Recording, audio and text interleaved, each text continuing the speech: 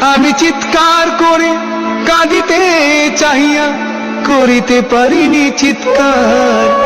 আমি চিৎকার করে কাঁদিতে চাহিয়া করিতে পারিনি চিৎকার। বুকের ব্যথা বুকে চাপায়ে নিজেকে দিয়েছি ধিক্কার।